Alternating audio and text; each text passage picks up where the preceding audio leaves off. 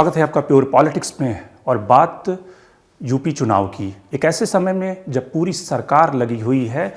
Ukraine से जो भारत के छात्र फंसे हुए हैं वहाँ से उनको कैसे सुरक्षित वापस लाया जाए, वहाँ पर मोदी सरकार के आधे से ज़्यादा मंत्री या फिर कहें कि हाफ ऑफ द कैबिनेट इस समय बनारस में कैंप कर रही है। बनारस में कैंप करने का कारण क्या है? क्यों बनारस में प्रधानमंत्री नरेंद्र मोदी एक ऐसे क्रूशियल समय में, जबकि देश एक ऐसे संकट से गुजर रहा है, तो प्रधानमंत्री नरेंद्र मोदी बनारस में अगले कुछ दिनों में कैंप करने वाले हैं। तो क्या है यूपी चुनाव की पॉलिटिक्स, प्रधानमंत्री का बनारस से स्टे और किस तरह से इस फेज में, जो पूर्वांचल का फेज है जहां पर तकरीबन 111 सीटें दांव पर लगी हुई है, प्रधानमंत्री अपने उस कैंपेन, अपने रोड शो के जरिए 2017 को रिपीट करना चाहते हैं, जब बीजेपी ने उस इलाके की तकरीबन 75-80% सीटें स्वीप कर ली थी। तो क्या है इसकी पॉलिटिक्स? तो प्योर पॉलिटिक्स में बात बनारस में प्रधानमंत्री के काम करने के कारण। अगर आसान शब्दों में समझे तो इस समय बीजेपी हाईकमान यानी कि टॉप लीडरशिप, जिसमें कि अमित शाह, प्रधानमंत्री नरेंद्र मोदी, बीजेपी अध्यक्ष जेपी नड्डा, ये सारे नेता एक तरह से बनारस में कैंप करने वाले हैं अगले कुछ दिनों में। उसका कारण क्या है? उसका कारण ये है कि यूपी का जो 7वां चरण है, जहां पर 54 सीटें दांव पर लगी हुई है, और साथ ही जो कुछ नेता पहले ही पहुंच चुके हैं, जहां पर चुनाव यानी कि छठा पेज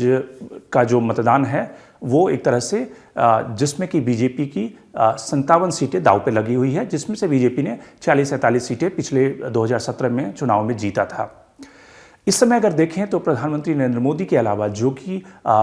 3 मार्च से वहाँ पे काम करने वाले हैं, 2017 की तरह 2017 में आपने देखा होगा कि विधानसभा चुनाव की एंड मोमेंट पे प्रधानमंत्री ने बनारस में रोड शो किया था, बड़ा रोड शो किया था, और कई दिनों तक उन्होंने तकरीबन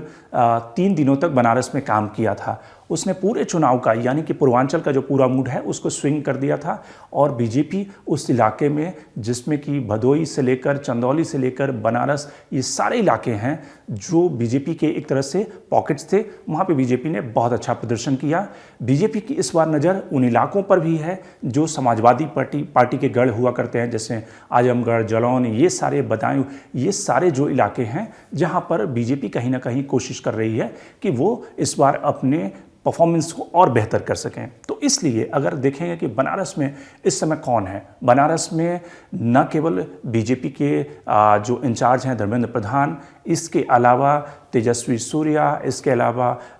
जो बाकी जो मंत्री हैं वो अर्जुन राम मेघवाल से लेकर राजनाथ सिंह, अमित शाह वहाँ पहुँचने वाले हैं, बीजेपी अध्यक्ष जेपी नड्डा अपना कैंपेन खत्म करके उस इलाके में आने वाले हैं, प्रधानमंत्री वहाँ पे काम करने वाले हैं, प्रधानमंत्री का रोड शो होने वाला है। प्रधानमंत्री पहले ही वहाँ पर आप देखें कि आरती वगैरह कर चुके हैं, बूथ कार्यकर्ताओं को संबोधित कर चुके हैं, एड्रेस कर चुके हैं। अब जो जिसको कहते हैं कि final high voltage drama election का, वो 7th फेज के लिए यानी कि जो 7 मार्च का पोलिंग है उससे पहले अगले 3 दिनों में वहाँ पर ये कैंपेन होने वाला है। इसके अलावा अगर आप बीजेपी के संगठन को छोड़ दें, जिसमें कि जो प्रमुख रूप से मंत्री इन्वॉल्व हैं यूक्रेन क्राइसिस में, उनको अगर छोड़ दें तो तकरीबन ज़्यादातर मंत्री, बीजेपी के ज़्यादातर नेता इस समय कहीं ना कहीं बनारस में काम कर रहे हैं। सबको अलग अलग कंस्टिट्यूंसी का जिम्मा दिया हुआ है। वैसे अगर देखें कि वाराणसी में 8 विधानसभा है, जिसमें पिछली बार बीजेपी 6 विधानसभा जीती थी, लेकिन बनारस के अलावा के जो डिस्ट्रिक्ट हैं जो कि बीजेपी का एक तरह से गढ़ रहा है, उन इलाकों में, चाहे वो चंदौली हो, चाहे वो भदोही हो, इन सारे इलाकों में एक तरह से बीजेपी का जो नेटवर्क है, बीजेपी की जो लीडरशिप है, वो कहीं ना कहीं काम कर रही है, ताकि जो 2 फेजेज हैं जहां पर 111 सीटें हैं, वहां पर बीजेपी को कहीं ना कहीं एक बड़ी बढ़त दिलाई जा सके। अब मसलन अगर उदाहरण के तौर पर देखें कि बनारस साउथ की बात करें, बनारस साउथ का जो कंस्टिट्यूंसी है, जो वहाँ की विधानसभा है, जहाँ पर यूपी के धर्मार्थ मंत्री, जिनके अंदर मंदिरों का कायाकल्प और कल्याण का जिम्मा आता है, और जिसमें कि बनारस जो वाराणसी का जो मंदिर था, जिसका कि एक तरह से जो काशी कॉरिडोर का उद्घाटन हुआ, वहाँ भी स्टेट गवर्नमेंट की जो निगरानी थी वो नीलकंठ तिवारी के हिस्से थी। वैसे ही जो मिर्ज़ापुर का मंदिर है वो स्टेट गवर्नमेंट का जो वहाँ पे कायाकल्प विकल्प करा रही है वो भी नीलकंठ तिवारी के हिस्से है। लेकिन तिवारी साहब खुद इस बार एक बैटल में फंसे हुए हैं क्योंकि एंटी इनकम्बेंसी उनके खिलाफ काफ़ी ज़्यादा है। तो इसलिए आरएसएस का जो कैडर है, वीएचपी का कैडर है, वो कहीं ना कहीं ग्राउंड पे उतर कर, और चूंकि ये सीट प्रधानमंत्री की लोकसभा सीट के अंदर आती है तो इसलिए कोशिश है कि किस तरह से नीलकंठ तिवारी को उबारा जाए।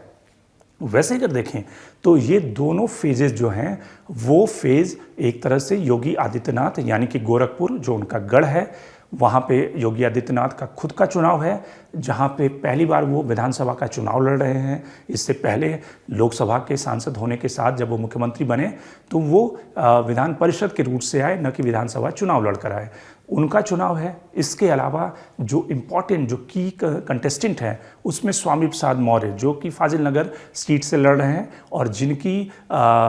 डिफेक्शन एक बहुत बड़ा हेडलाइन सुर्खियां जिन्होंने बटोरी थी कि किस तरह से ओबीसी कैडर का एक नेता बीजेपी छोड़कर समाजवादी पार्टी जा रहा है, तो उनकी सीट भी इस 2 चरणों में लगी हुई है जहां पे चुनाव है, यानी कि 3 तारीख को उनका चुनाव है।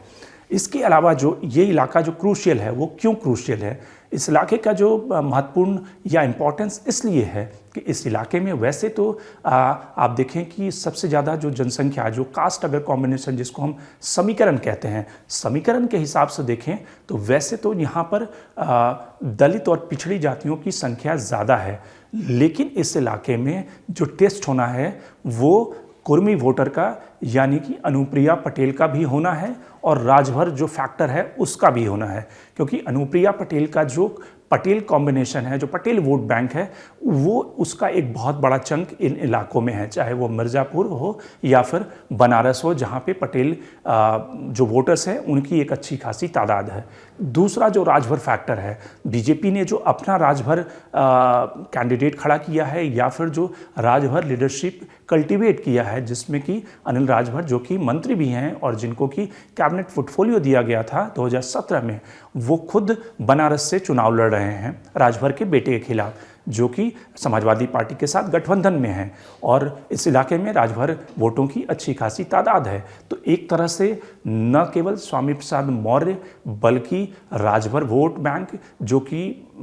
इस समय समाजवादी पार्टी के साथ राजभर फैक्टर कहीं ना कहीं जुड़कर वो राजभर जो उस दल के नेता हैं वो दावा कर रहे हैं कि इस चुनाव में योगी आदित्यनाथ का वो खात्मा कर देंगे। तो उनका अपना भी टेस्ट है क्योंकि उनका बेटा भी खुद बनारस से चुनाव लड़ रहा है और अनिल राजभर के खिलाफ खड़ा है। तो राजभर फैक्टर, साथ ही इस इलाके में पंडितों की काफ़ी जनसंख्या है, यानी कि जो पंडित फैक्टर जिसको कहा जाता है कि ये कहा गया कि पंडित जो हैं, ब्राह्मण जो हैं वो बीजेपी से नाराज़ हैं, तो पंडित फैक्टर का भी टेस्ट होना है कि वो पूरी तरह से बीजेपी को वोट देगा, यानी कि नीलकंठ तिवारी से लेकर तमाम ऐसे जो बीजेपी के कैंडिडेट हैं उनका साथ देगा, या फिर उसमें थोड़ी बहुत बेचैनी है राजपूत डोमिनेंस के खिलाफ। तो ये भी एक तरह से तय होना है। और ख़ास करके चूँकि ये इलाका उस इलाके में है जो प्रधानमंत्री की होम कंस्टिट्यूंसी होने के अलावा बीजेपी का अपना स्ट्रांग होल्ड है 2-3 जिलों को छोड़ दे जहाँ पर समाजवादी पार्टी का अपना गठजोड़ है, और ख़ास करके जो यादव वोटर्स हैं वो भी काफ़ी बहुतायत में हैं, यानी कि अगर दूसरे तीसरे नंबर पर देखें तो यादव वोट बैंक है। तो मुस्लिम और यादव वोट बैंक का भी इस इलाके में टेस्ट होना है। लेकिन इस ऐसे क्रूशियल मोमेंट पे प्रधानमंत्री का बनारस में काम करना, बनारस और उस इलाके के जो बीजेपी की जो प्रोस्पेक्ट है उसको आगे ले जाना, और ख़ास करके ऐसे समय में जब प्रधानमंत्री वहाँ पे रोड शो कर रहे होंगे तो ममता बनर्जी भी वहाँ से वेस्ट बंगाल से उतरकर वो समाजवादी पार्टी के नेता अखिलेश यादव के साथ वहाँ पे काम कर रही होंगी बनारस में। तो एक तरह से डू एंड डाई की स्थिति है। देखने वाली बात होगी कि इन दोनों फेजेज़ में बीजेपी के इस हाई वोल्टेज कैंपेन से बीजेपी कितनी सीटें निकाल पाती है इस अंतिम के 2 फेजेज में। Shankar Animesh the Print. लेकिन आप हमारे YouTube चैनल को सब्सक्राइब करना ना भूलें और अपने कमेंट्स, अपने रिएक्शन लगातार हमें भेजते रहें।